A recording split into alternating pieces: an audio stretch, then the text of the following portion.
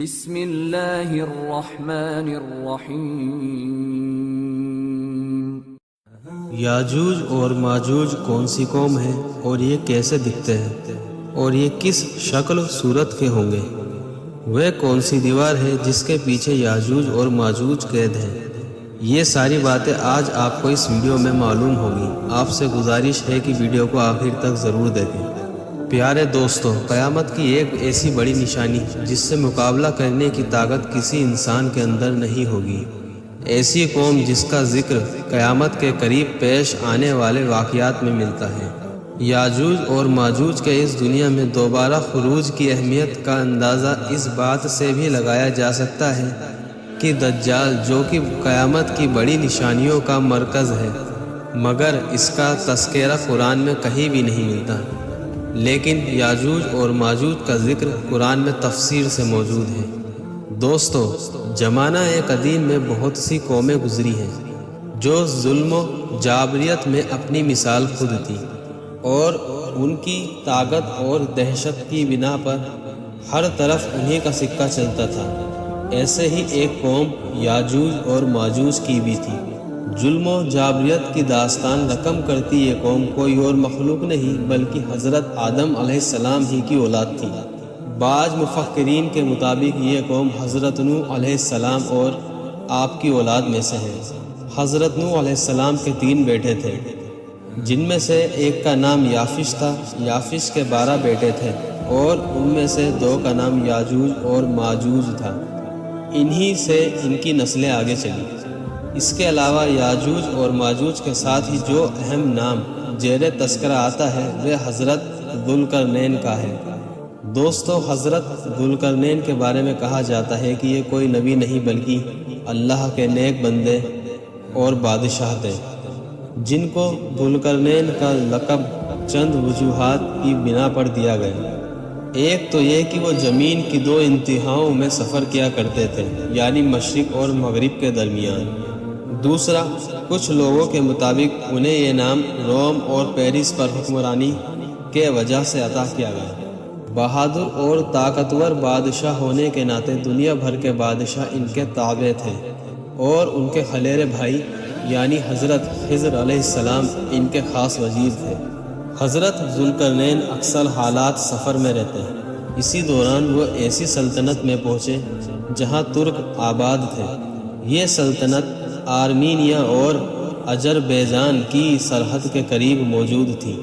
وہاں 2 پہاڑوں کے بیچ ایک جگہ تھی جس میں ایک قوم آباد تھی جو ترکوں کا قتل عام کیا کرتی تھی اور اپنی سرکشی اور فتنہ انگیزی کے وجہ سے بے حد مشہور تھی۔ یہ قوم ہر طرح کی برائیوں کا مجموعہ تھی اور انتہائی طاقتور قوم تھی جس سے مقابلہ کرنا کسی کے بس کی بات نہیں تھی۔ اس کا ذکر قرآن کریم کی سورہ کہف میں یاجوج اور ماجوج اور حضرت ذوالقرنین کے حالات بیان کرتے ہوئے فرمایا گیا ہے کہ جب وہ اپنے شمالی مہم کے دوران 2 پہاڑوں کے درمیان پہنچا تو اسے ایک ایسی قوم ملی جس کی زبان ناقابل فہم تھی۔ جب ترجمان کے ذریعے گفتگو ہوئی تو انہوں نے عرض کیا کہ یاجوج اور ماجوج اس ملک کے بڑے فسادی ہیں۔ اگر آپ ان کے اور ہمارے بیچ میں ایک دیوار کھڑی کر دیں تو ہم آپ کے لیے خرچ کا انتظام کریں گے۔ حضرت ذوالقرنین نے بغیر کسی خرچ یا معاوضے کے صرف ثواب کی نیت سے اس کام کو کرنے کی رضامندی ظاہر کر دی اور ان پہاڑوں کے درمیان لوہے اور پگھلے ہوئے تانبے کی ایک مضبوط دیوار کھڑی کر دی، جس سے وقتی طور پر یاجوج اور ماجوج کا فتنہ دب گیا۔ اور جب یہ دیوار تعمیر ہو گئی تو حضرت ذوالقرنین نے اللہ تعالیٰ کا شکر ادا کیا اور ساتھ ہی لوگوں کو یہ بھی بتا دیا کہ اگرچہ دیوار بہت مضبوط ہے مگر یہ ہمیشہ کے لیے نہیں ہے، جب اس رب کا حکم قریب آئے گا تو یہ دیوار کھل جائے گی۔ صحیح بخاری حدیث میں نبی اکرم صلی اللہ علیہ وسلم نے اس دیوار میں تھوڑے سے سوراخ کو فتنے کے قریب ہونے سے تعبیر فرمایا تھا۔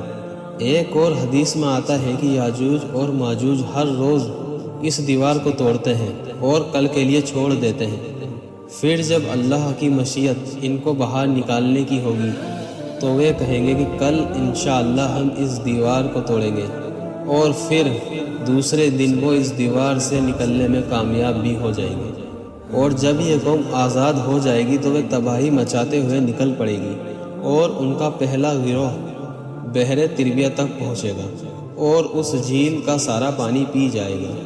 اسی طرح جب آخری گروہ وہاں پہنچے گا تو وہ حیران ہو کر کہے گا کہ یہاں کبھی پانی ہوا کرتا تھا۔ پھر یہ قوم ہر طرف فساد برپا کر دے گی اور ہر بلندی سے اترتی ہوئی نظر آئے گی، اور ایک وقت ایسا آئے گا کہ ساری زمین پر انہی کا قبضہ ہوگا۔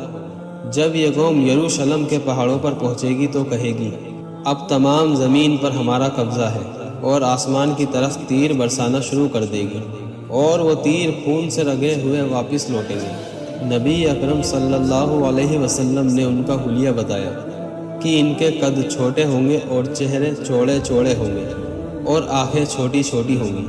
پھر حضرت عیسیٰ علیہ السلام کو اللہ رب العزت ارشاد فرمائے گا کہ وہ مسلمانوں کو دور کے طرف جمع کر لیں، کیونکہ یاجوج اور ماجوج کا مقابلہ کسی کے بس میں نہ ہوگا۔ حضرت عیسیٰ علیہ السلام اور ان کے ساتھی اس وقت ایسی جگہ کھڑے ہوں گے جہاں کھانے پینے کی سخت کمی ہوگی۔ پھر لوگوں کی درخواست پر حضرت عیسیٰ علیہ السلام اللہ تعالیٰ سے دعا مانگیں گے۔ اللہ تعالیٰ یاجوج اور ماجوج کی گردنوں اور کانوں میں کیڑے پیدا فرمائے گا، اور وہ سب ان سے ہلاک ہو جائیں گے، اور عالم یہ ہوگا کہ ہر طرف انہی کی لاشیں بکھری پڑی ہوں گی۔ پھر اللہ رب العالمین خاص قسم کے پرندوں کو مقرر کرے گا جن کی گردن اونٹوں کی طرح ہوں گی، اور وہ ان کی لاشوں کو اٹھا کر اس جگہ لے جائیں گے جہاں پر اللہ کا حکم ہوگا۔ پھر تیز بارش ہوگی جو ساری زمین کو صاف کر دے گی، اور ہر طرف ہریالی اور خوشحالی ہوگی، اور اس طرح یاجوج اور ماجوج کا اس دنیا سے خاتمہ ہو جائے گا۔ دوستو، امید ہے کہ آپ کو یہ ویڈیو ضرور پسند آئی ہوگی۔ اسے اپنے تمام دوستوں کو شیئر ضرور کیجیے گا۔ ہماری اگلی ویڈیو کے آنے تک آپ اپنا اور اپنوں کا بہت خیال رکھیے گا۔ تب تک کے لیے اللہ حافظ۔